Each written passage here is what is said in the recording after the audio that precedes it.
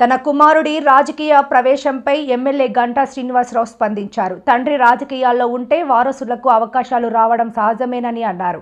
అయితే రాజకీయాల్లో ఎదగడం వ్యక్తిగత సామర్థ్యంపై ఆధారపడి ఉంటుందన్నారు. వచ్చే ఎన్నికల్లో ఎంపీగా పోటీ చేసే అంశంపై ఇప్పుడే చెప్పలేము అని తెలిపారు.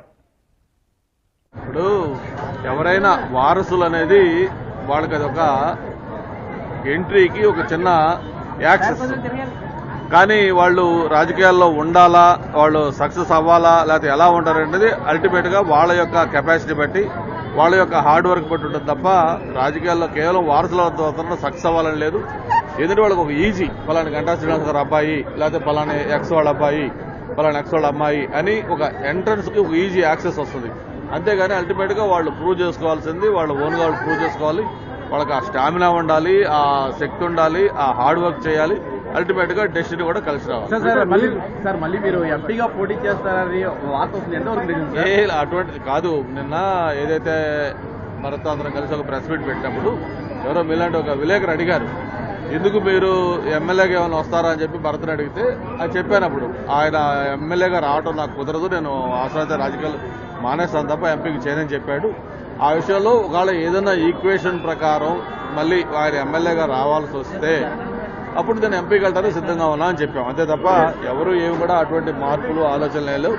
ఇది మాకంతా ఒక పార్టీ ఉంది, దానికి ఒక నాయకుడు ఉన్నాడు, నాయకుడు డిసైడ్ చేస్తారు.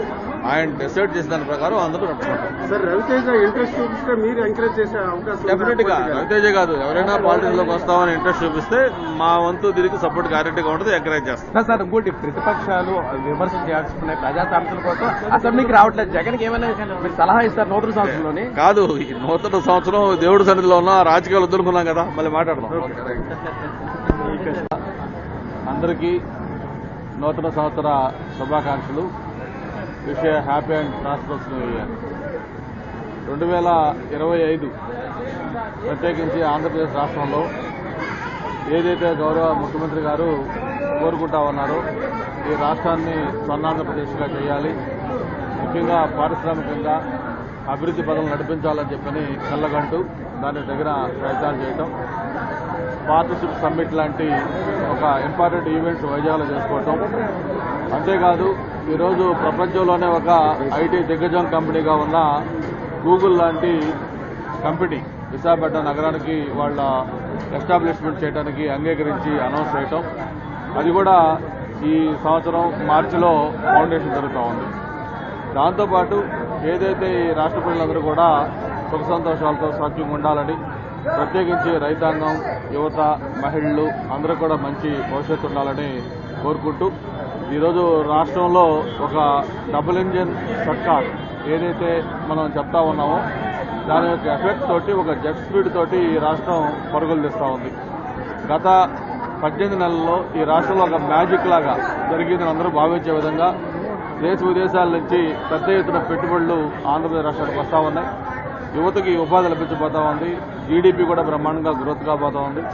ఇంకా ఈ 2026లో మరిన్ని మంచి ఫలితాలు వచ్చే విధంగా ఈ రాష్ట్రం ముందుకెళ్లాలని కోరుకుంటూ, ప్రత్యేకించి మనందరం కూడా ఎంతో అభిమానించే ఈ సంపద వినాయక స్వామి మనందరికీ ఒక నమ్మకం, ఒక సెంటిమెంట్. ఆ స్వామి గారి దగ్గర ఈరోజు నూతన సంవత్సరంలో మొట్టమొదటిగా దర్శనం చేసుకుని కార్యక్రమాలు స్టార్ట్ చేసుకుంటున్నాం. స్వామి ఆశీస్సులు ఈ రాష్ట్రం పైన, ఈ రాష్ట్ర ప్రజలపైన, ప్రత్యేకించి అందరిపైన ఉండాలని మనస్ఫూర్తిగా కోరుకుంటా ఉన్నాం. Thank you. రూపాయికి పావలాకి ఇచ్చేస్తున్నారు ఎకరాల